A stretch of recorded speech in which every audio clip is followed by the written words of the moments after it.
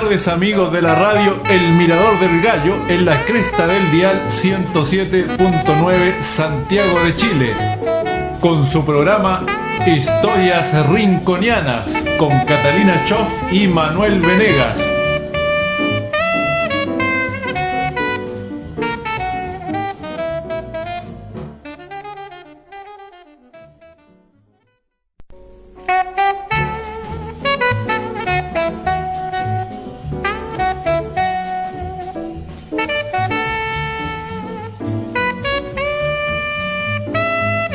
Buenas tardes, amigos de la radio El Mirador del Gallo, en la cresta del dial 107.9 Santiago de Chile, con su programa Historias Rinconianas, con Catalina Choff y Manuel Venegas.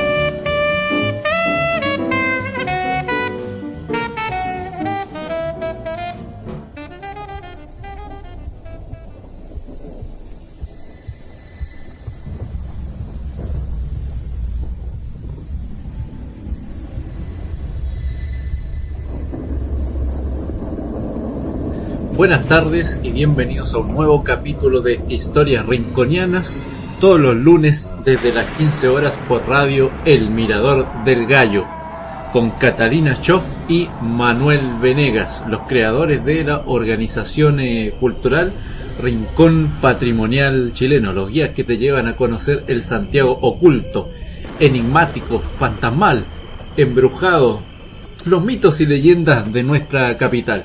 Y antes que iniciemos este capítulo 28 con los misterios del Santo Grial, y usted se preguntará, bueno, ¿qué es esto? Vamos a revisar ciertas páginas de diarios internacionales. Vamos a visitar, por supuesto, también el libro Los Masones y Templarios, que lo venimos ya revisando desde hace varios capítulos, pero como es un libro tremendamente complejo y largo, no basta un solo capítulo, sino que tendríamos que realizar alrededor de 50, 100, quizás más, para develar todo lo que guarda este enigmático libro, pero además también qué es lo que escriben los periodistas sobre este tema del Santo Grial, ¿verdad?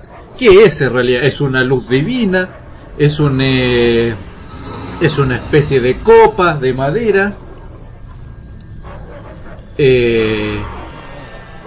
¿Qué puede ser? ¿Un huevo mágico? ¿Un huevo divino? ¿Algo que oculta la sangre del Rey de Reyes? ¿De Cristo? ¿Qué puede ser, estimados amigos de Historias Rinconianas por el 107.9 FM por radio El Mirador del Gallo para todo Santiago de Chile y el mundo? Desde los caballeros de las leyendas medievales hasta Indiana Jones, pasando por los nazis, el Santo Grial es la reliquia más preciada y deseada de la cristiandad. Su búsqueda es una de las misiones más sagradas. Ha obsesionado a cazadores de reliquias durante milenios y hoy en día el paradero de la copa en la que, según la leyenda, Jesús bebió en la última cena con sus discípulos, y en la que José de Arimatea recogió la sangre de Cristo cuando éste fue crucificado, continúa siendo uno de los misterios más intrigantes de la historia, estimados amigos de Historias Rinconianas, con Catalina Choff y Manuel Venegas. ¿Qué nos depara el destino?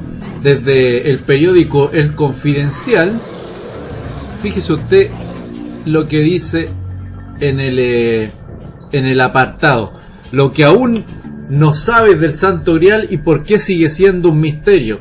Aunque esté generalmente aceptado como un mito y su búsqueda todavía no haya dado resultados, la expectación y teoría peregrina alrededor del mismo aumenta con el tiempo. Nadie sabe lo que es, incluso salen imágenes de los caballeros de la mesa redonda. Bueno, ustedes ya saben que lo tiene relación directa con los templarios, los masones, incluso con los jesuitas, incluso acá en Chile, que lo hemos tomado una vez en algún recorrido que hemos hecho por Santiago Centro, con un enigmático grial que estaba en la Catedral de Santiago y después terminó enigmáticamente desapareciendo. Esta fiebre por las reliquias religiosas objetos o partes del cuerpo de algún santo que se piensa que poseen propiedades milagrosas, alcanzó su punto álgido en la época de las cruzadas, cuando los soldados cristianos regresaban de Tierra Santa con preciados botines. Como ahora, se falsifican objetos y teorías para alcanzar precios astronómicos y a la postre otorgar prestigio a las sacristías y relicarios de Europa. La historia del cruzado recién vuelto de, digamos, Antioquía era suficiente para convencer a la mayoría. Sobre el Santo Cáliz de Valencia es completamente verosímil que este vaso estuviera en las manos del Señor en las vísperas de su pasión.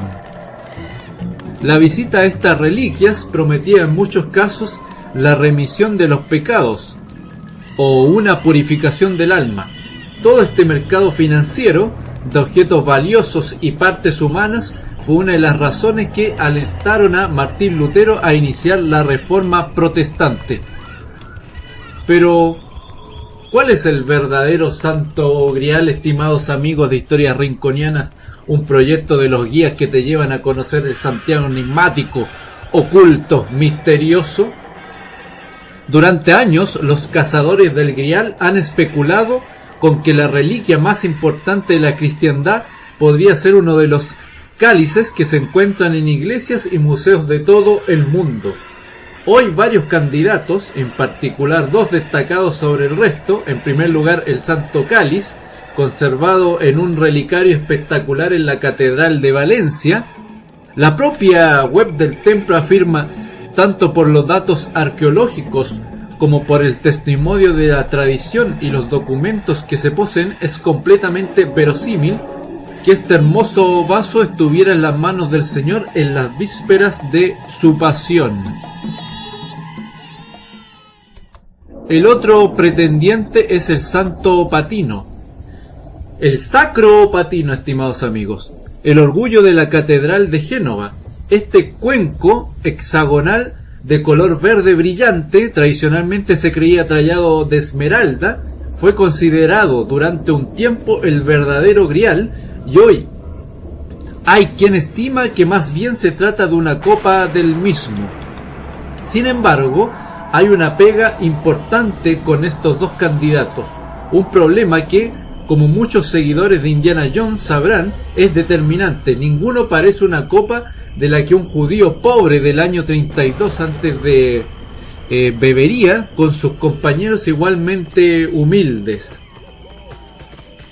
O sea, el último año antes de la crucifixión de Cristo. Es imposible porque son cáliz con materiales mucho más preciados.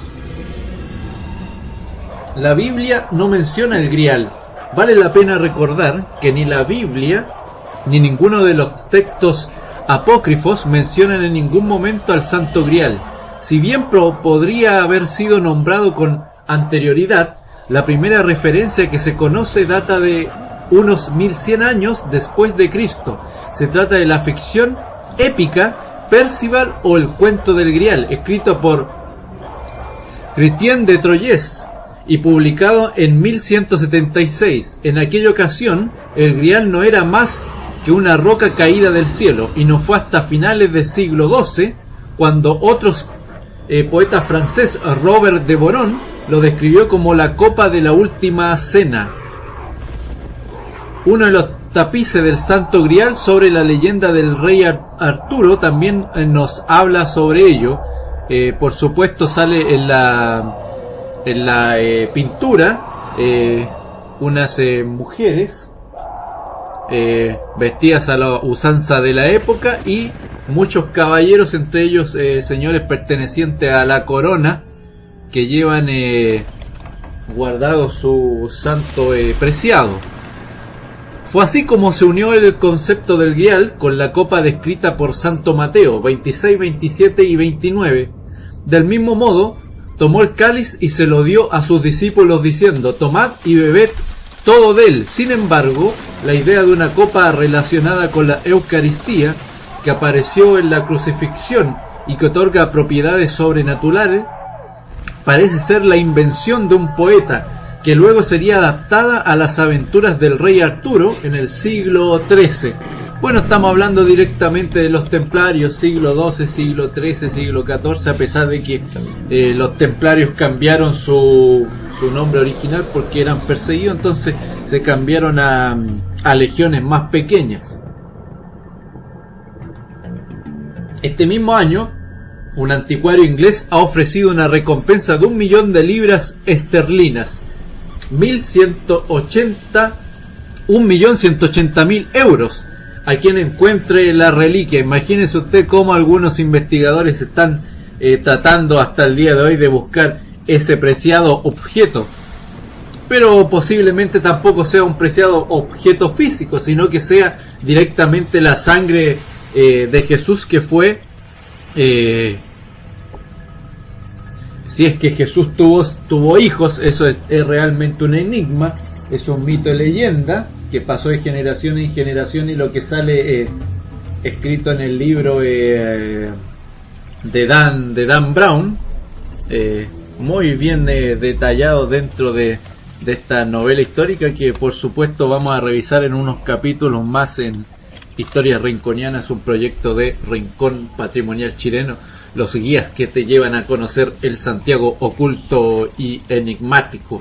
Aunque este generalmente aceptado como un mito y su búsqueda todavía no haya dado resultados, la expectación y la teoría peregrinas alrededor del mismo aumento con el tiempo.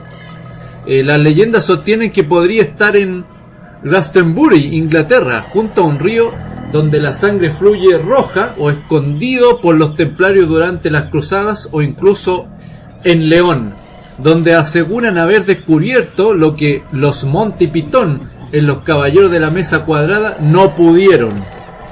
Los cruzados del siglo XXI. Este mismo año, un anticuario inglés ha ofrecido una recompensa de 1.000.000 de libras esterlinas a quien encuentre la reliquia, como señala el Diario de León.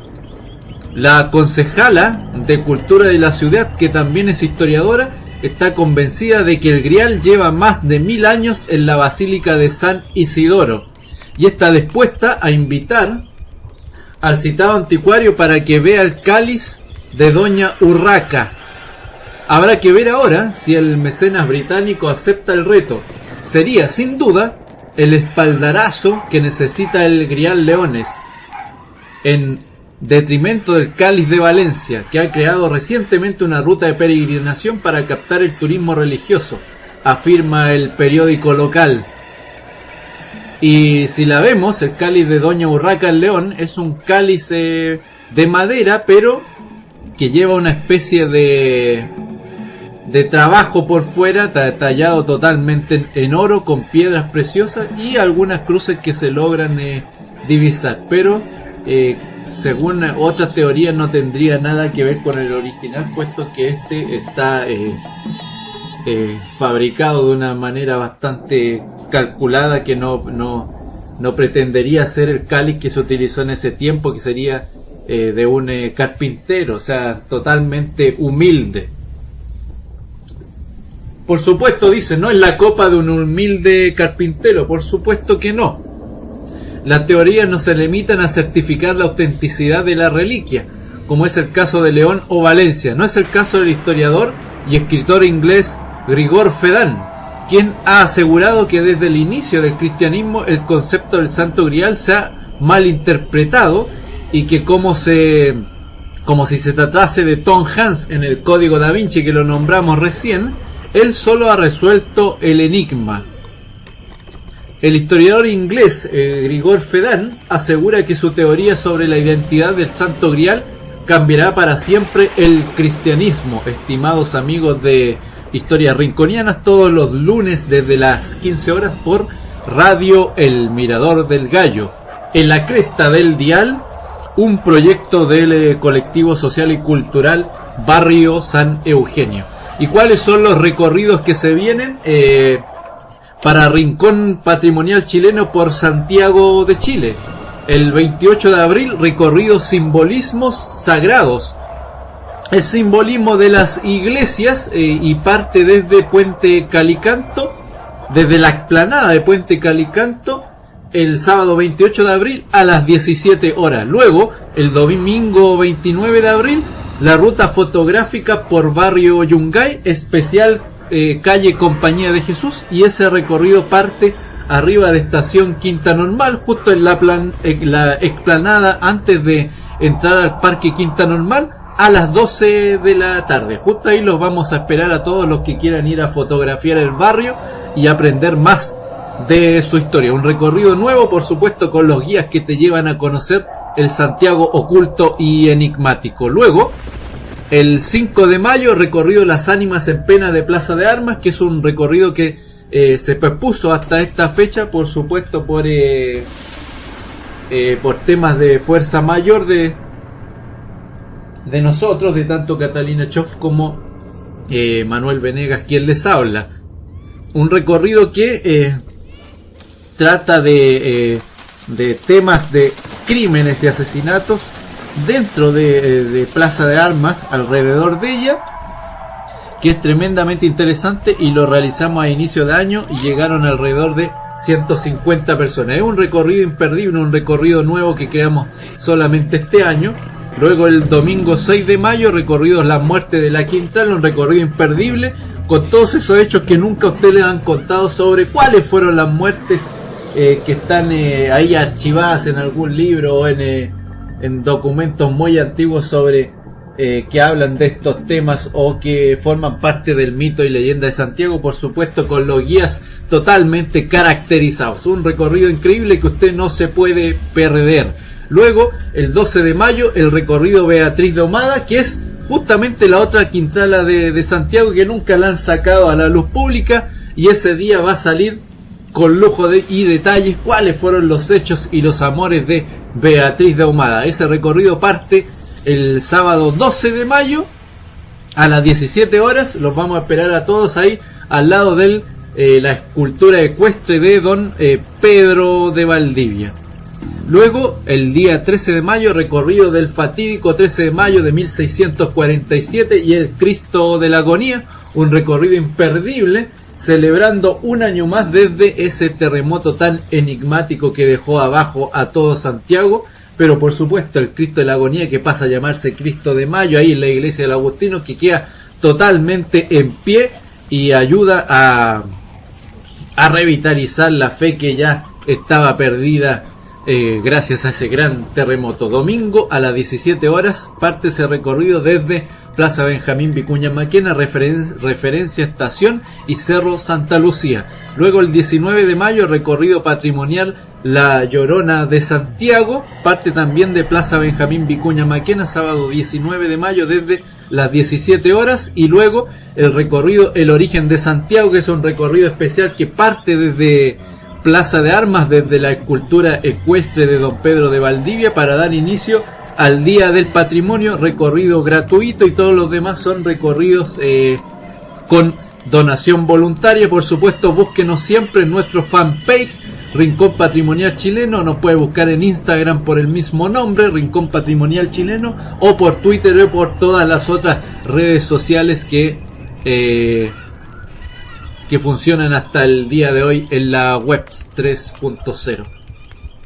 Y seguimos con el enigmático Santo Grial, con tu programa Historias Rinconianas, con Catalina Choff y Manuel Venegas por el 107.9 FM para todo Santiago de Chile, y a través del iVoox y YouTube. Luego, si quieres escuchar usted los archivos radiales ya de este número, de este capítulo número 28.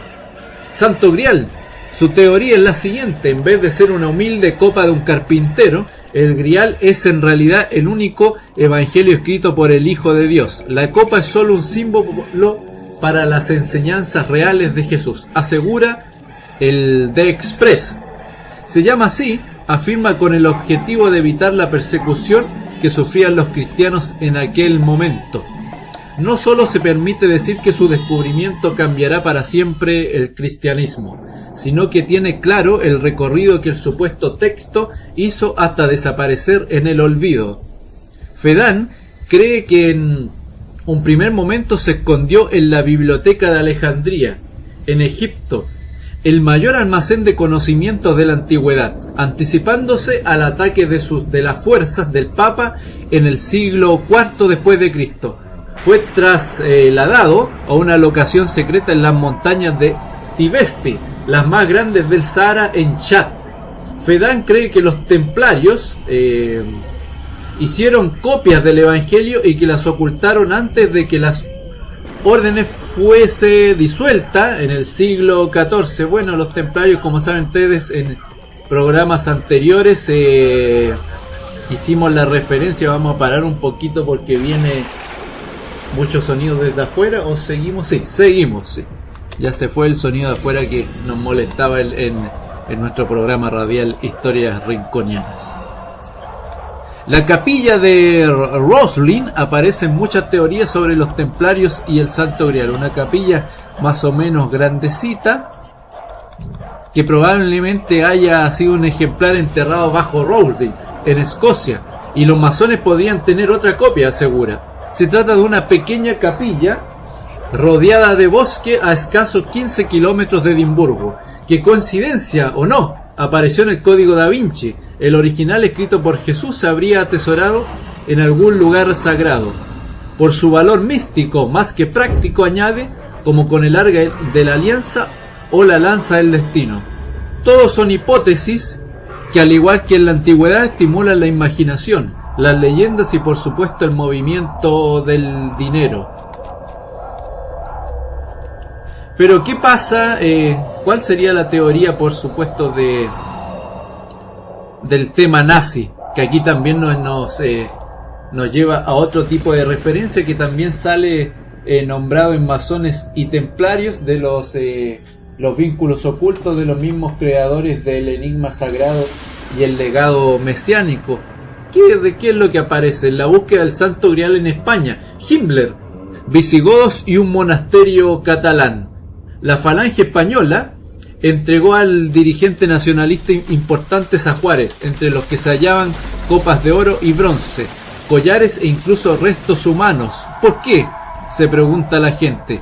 Y sale en una fotografía Hitler y Himmler. Observan figuras de porcelana que hayan en abril de 1944, dando referencia a este mismo tema de los tesoros. Y usted seguramente se ha encontrado con algunas películas que hablan sobre el tema también, además de Indiana Jones. Fíjese que hace poco se realizó una película, y no sé si la tengo en los archivos acá, no la puedo encontrar, pero después la vamos a ver en un próximo capítulo. Vamos a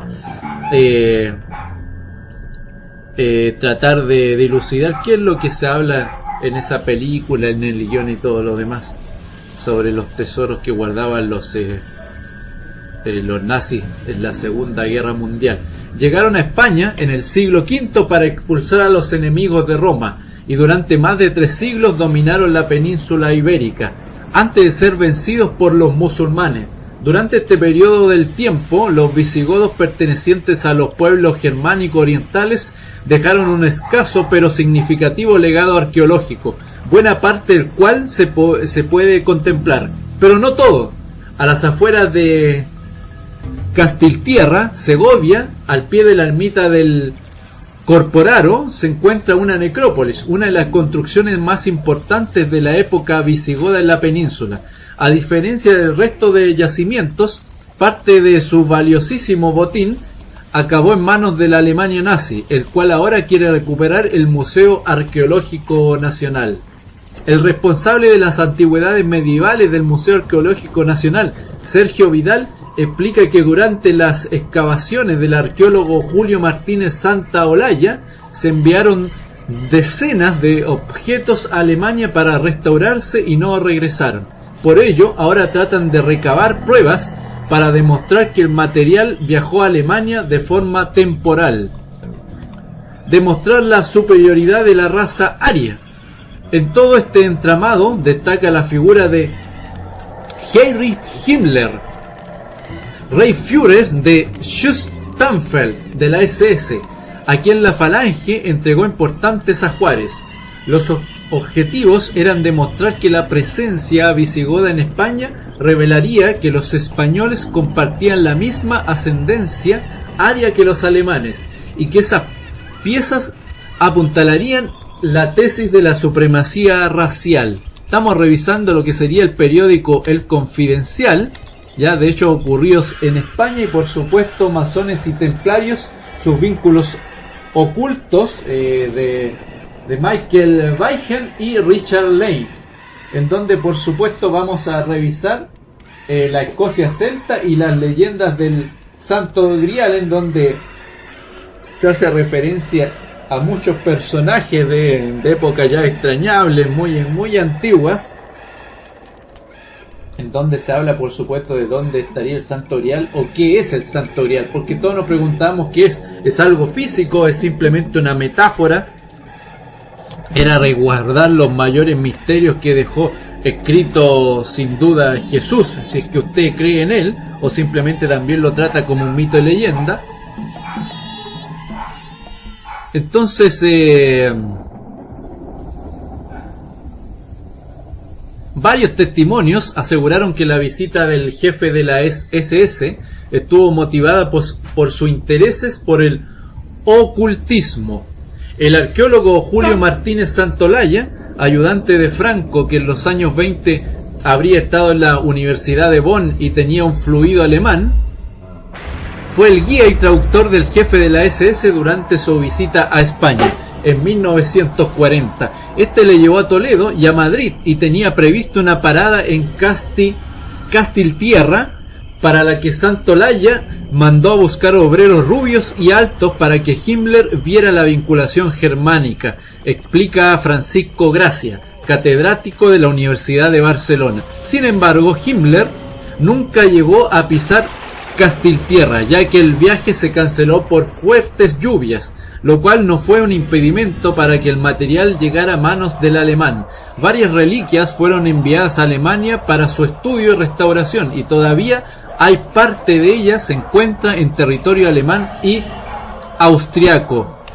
Armas que harían invencible al Tercer Reich. La agenda de Himmler, que llegó a España el 19 de octubre de 1940, días antes de la entrevista de Gendaña entre Hitler y Franco, llama curiosamente la atención porque mostró especial predilección por visitar ciudades que creía albergaban piezas únicas. En Madrid, además de ver una corrida de toros en las ventas, quiso pasar por el Museo del Prado y el Museo Arqueológico. En este último manifestó interés por conocer todo lo referente a los pueblos prerromanos hispanos y se detuvo de manera especial ante la réplica de la Dama de Elche. La original se encontraba en ese momento en el Louvre. El rey Führer también estudió meticulosamente un mapa de las invasiones bárbaras y le pidió al director del museo varias copias de algunos materiales allí expuestos. Todo parece indicar que Himmler buscaba piezas para la NNRV, la Sociedad para la Investigación y Enseñanza sobre la Herencia Ancestral Alemana, que él mismo había fundado en 1935 y presidía integrada en las SS. Llevó a cabo investigaciones por todo el mundo para tratar de demostrar a través de la arqueología y otras disciplinas la supuesta superioridad de la raza aria. Varios testimonios de la época aseguraron que la visita del jefe de las SS, que se terminaría suicidando con una pastilla de cianuro cuando fue capturado por las tropas británicas en 1945, estuvo motivada por su interés por el ocultismo. Y seguimos revisando lo que sería el Santo Grial en Europa, y que posiblemente por esas cosas de la vida también llegó a Chile, del diario El Confidencial, y la Escocia celta, la leyenda del Santo Grial de masones y templarios de Michael Weigen y Richard Lane. Por tu programa Historias Rinconianas con Catalina Choff y Manuel Venegas, todos los días lunes por radio El Mirador del Gallo 107.9 FM, un proyecto del colectivo social y cultural Barrio San Eugenio, como usted lo conoce, barrio ferroviario.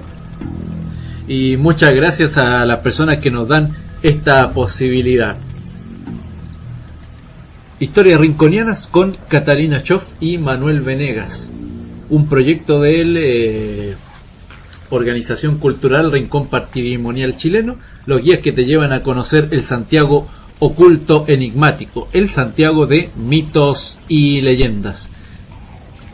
Varios testimonios de la época aseguraron que la visita del jefe de la SS, que se terminaría suicidando con una pastilla de cianuro cuando fue capturado por las tropas británicas en 1945, estuvo motivada por el interés por el ocultismo. De hecho, es sabido que altos mandos nazis como Rudolf Hess, Richard Walter Daré y Alfred Rosenberg también tenían un gran interés en este campo y por piezas históricas y milagrosas que harían invencible al Tercer Reich, como la lanza del Longinos, el Arca de la Alianza y el Santo Grial, la copa que utilizó Jesús en la última cena y donde se recogió su sangre cuando moría crucificado, el objeto que más anhelaban.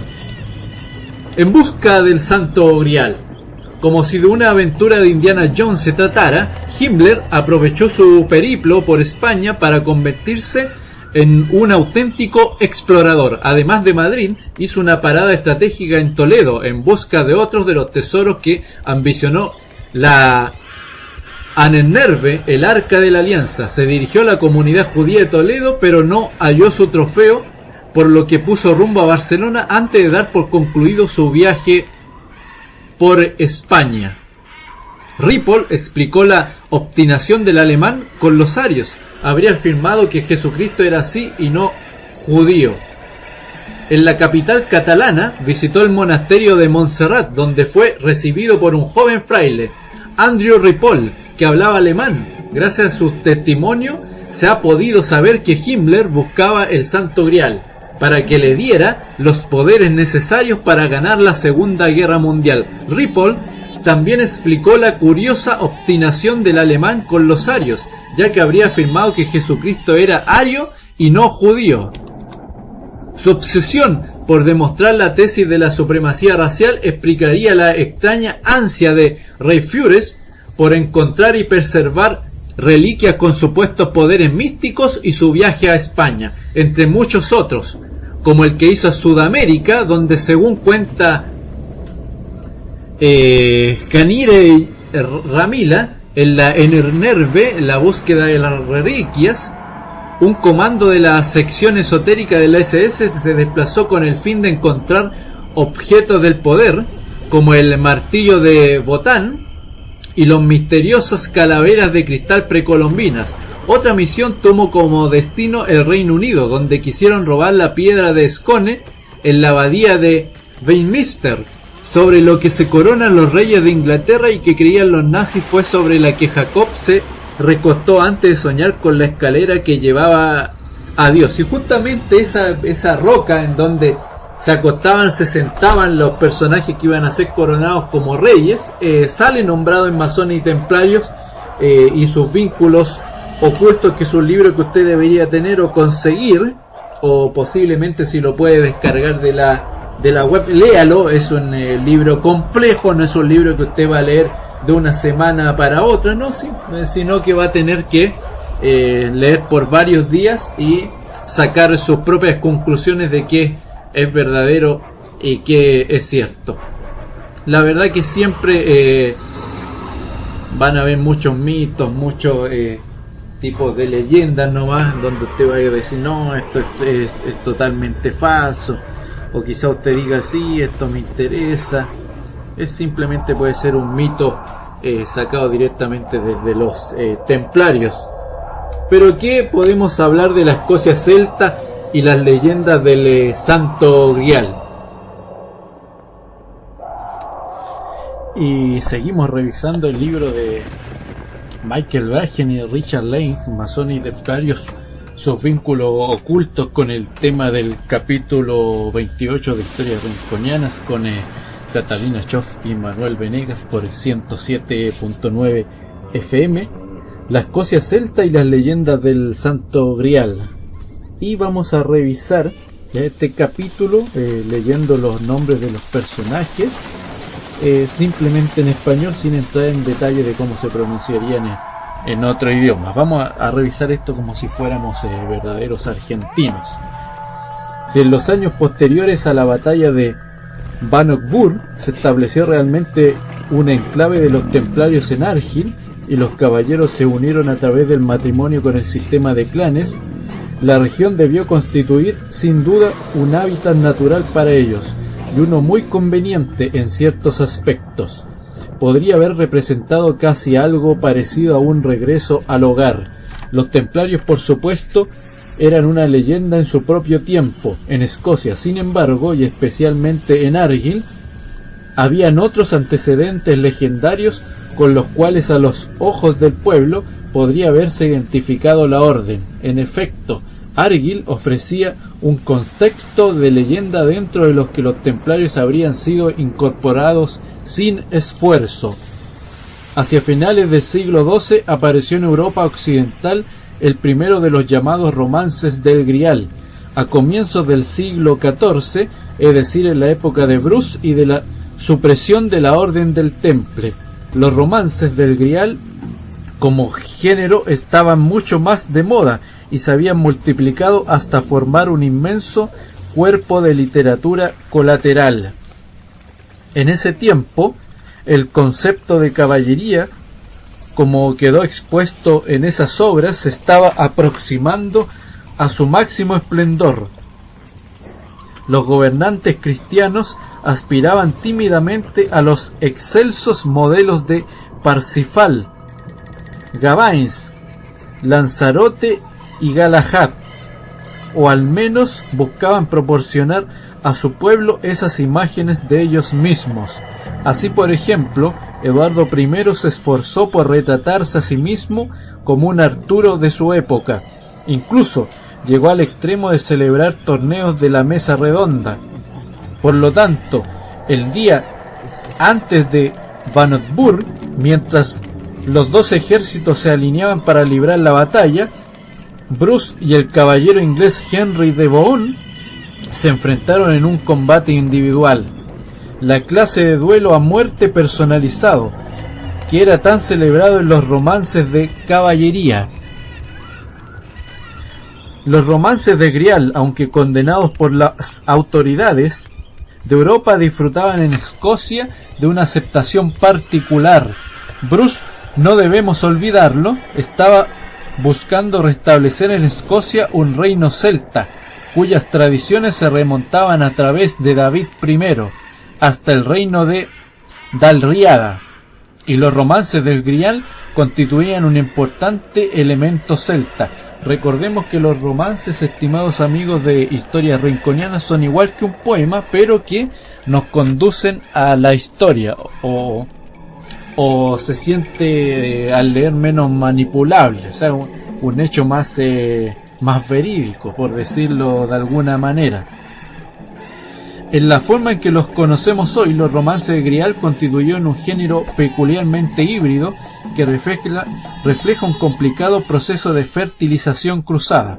Como hemos analizado en una obra anterior, estas piezas literarias contienen un importante cuerpo de material judeo-cristiano, oculto o disfrazado de una forma elaborada y dramática.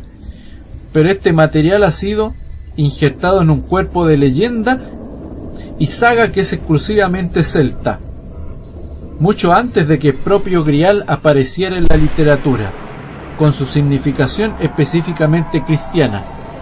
Existían poemas y relatos celtas que describían la búsqueda caballeresca de un objeto misterioso y sagrado que estaba dotado de propiedades mágicas, un remoto castillo con un rey baldado o impotente, una tierra yerma que padecía la misma maldición que su amo. Por lo tanto, algunos eruditos recientes distinguen con cuidado entre el Grial cristiano de los romances posteriores y más conocidos y el Grial pagano de sus precursores. Y de hecho, fue la confusión del caldero milagroso de los primeros trabajos con el más nebuloso Grial de los posteriores lo que llevó a la definición de Grial como copa, cuenco, cáliz o vaso, en lugar de sangre real, la sangre real a la que en realidad se refería. A los fundamentos de las primeras sagas celtas entonces, Las sagas del Caldero y la Tierra Yerma y el peligroso castillo, se les añadió una superestructura judeo-cristiana para producir lo que hoy se denomina romances del Grial. Y esta superestructura judeo-cristiana, de un modo bastante significativo, está repetidamente asociada a los templarios. Así, por ejemplo, en Parzival, quizás la mejor y más importante de todas las historias del Grial, Wolfram von Scharbach retrata a los templarios como guardianes del Grial y de la familia del Grial. Wolfram también afirma haber oído la historia del Grial de un tal Guillot de Provenza, quien puede ser identificado como Guillot de Provis, un amanuense o propagandista templario. Más revelador aún es el hecho de que el romance del Grial, conocido como de Perlesvaus, segundo solo detrás de la versión de Wolfram, en cuanto a su importancia, contiene alusiones inconfundibles a la orden. No solamente en que concierne a sus descripciones de caballeros con mantos blancos adornados con brillantes cruces rojas, protegiendo un secreto sagrado, sino también en cuanto al propio significado de su pensamiento y valores. De Perlesvaus abunda en meticulosos detalles y en un preciso conocimiento de los combates y las características de las heridas. Se trata obviamente de la obra no de un trovador o un romancero, sino de un hombre de armas, y la influencia de los templarios resulta tan penetrante como la creencia generalizada en que el autor fue un templario. En obras como el Percival, de Wolfram o de Perlesvaus, el lector se enfrenta con la yuxtaposición sincrética de dos tradiciones diferentes, una judeo-cristiana y la otra celta, y el elemento aglutinador, por así decirlo, el marco metafórico que mantiene unidos a estos dos componentes es implícitamente o explícitamente templario. En los tiempos de Bruce, la tradición celta, la mística templaria y los valores de la Orden del Temple se habían fusionado en una amalgama única y a menudo desconcertante. Así, por ejemplo, tenemos el conocido culto de la cabeza. Celta, la antigua creencia celta de que la cabeza contenía el alma y que las cabezas de los adversarios derrotados por ellos, por lo tanto, debían ser cortadas y conservadas. De hecho, la cabeza cortada es considerada en la actualidad como una de las señas de identidad de la cultura celta antigua. Este rasgo distintivo figura quizás de manera más notable en el mito de Bran el Bendito, cuya cabeza, según cuenta la tradición, fue enterrada como un talismán protector en las afueras de Londres y con el rostro vuelto hacia Francia. La cabeza no solo protegía a la ciudad de los ataques enemigos, también aseguraba la veracidad de los campos cercanos y mantenía alejadas las plagas que pudieran afectar a Inglaterra. En otras palabras, la cabeza desarrollaba funciones llamativamente similares a aquellas que cumplía el Grial en los romances que aparecían con posterioridad. Años más tarde emerge como el llamado hombre verde, el dios de la vegetación y la deidad titular de la fertilidad. Al mismo tiempo, los templarios poseían su propio culto de la cabeza. Entre las acusaciones preferidas contra los templarios, y una de las que muchos caballeros se declararon culpables, era la que se refería a la adoración de una cabeza misteriosamente seccionada, y a la que en ocasiones se le nombraba como Baphomet. Además, cuando los oficiales del monarca francés irrumpieron en el Temple de París el 13 de octubre de 1307, encontraron un relicario de plata en forma de cabeza que contenía el cráneo de una mujer. La pieza llevaba una inscripción en la que se leía Caput 58. Al principio esto parecía un simple y horripilante coincidencia, pero en la lista de acusaciones preparada por la Inquisición contra los templarios el 12 de agosto de 1308 aparece lo siguiente: ítem, que en cada provincia tenían ídolos, principalmente cabezas; ítem, que adoraban a estos ídolos, que decían que la cabeza podía salvarles, que podía crear riquezas, que hacía que los árboles florecieran, que hacía que la tierra germinase. Estos atributos son precisamente tan precisamente que por momentos se repiten al pie de la letra, los que los romances atribuyen al grial y los que la tradición celta atribuye a la cabeza cortada. Resulta a todas luces evidente, por lo tanto, que tanto los romances del grial como los templarios, a pesar de su primitiva orientación cristiana, incorporaron a su cuerpo de creencias algunos residuos fundamentales de la tradición celta. Estos residuos, aunque hoy pueden parecernos horribles y desconcertantes, habían pulsado una cuerda atávica familiar en el reino celta que Bruce estaba tratando de restablecer. En consecuencia, si bien los prototipos celtas para los romances del grial no presentan al propio grial, al menos no bajo ese nombre, otros componentes de la historia posterior estaban sin duda presentes. El propio grial hizo su debut en un extenso poema narrativo titulado Le Conte du Graal, debido a la pluma de Retiel de Troyes, escrito en el último cuarto del siglo XII. El Percival de Wolfram y el texto anónimo de Perlesvaus, fechado aproximadamente un cuarto de siglo más tarde, giran sobre un material y fuentes de información de los que Chatien aparentemente no tenía conocimiento, pero no obstante, en última instancia es de este poema de Chatiel de donde estas obras y todos los demás romances de Grial derivan en un grado u otro.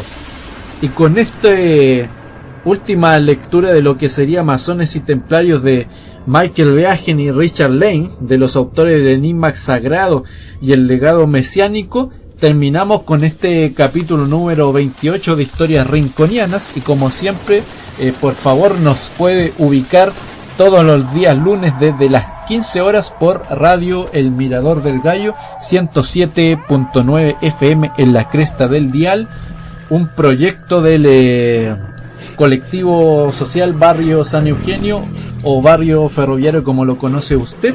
Historias Rinconianas, un proyecto de Rincón Patrimonial Chileno, los guías que te llevan a conocer el Santiago oculto y enigmático de mitos y leyendas.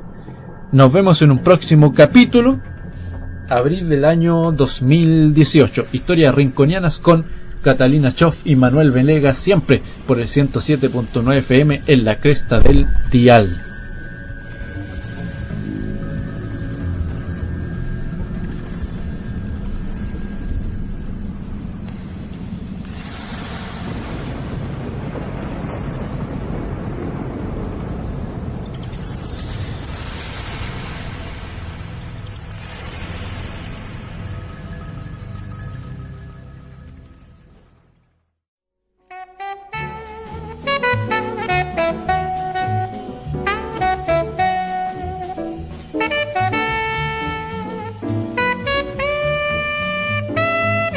Buenas tardes amigos de la radio El Mirador del Gallo en la cresta del dial 107.9 Santiago de Chile, con su programa Historias Rinconianas con Catalina Choff y Manuel Venegas.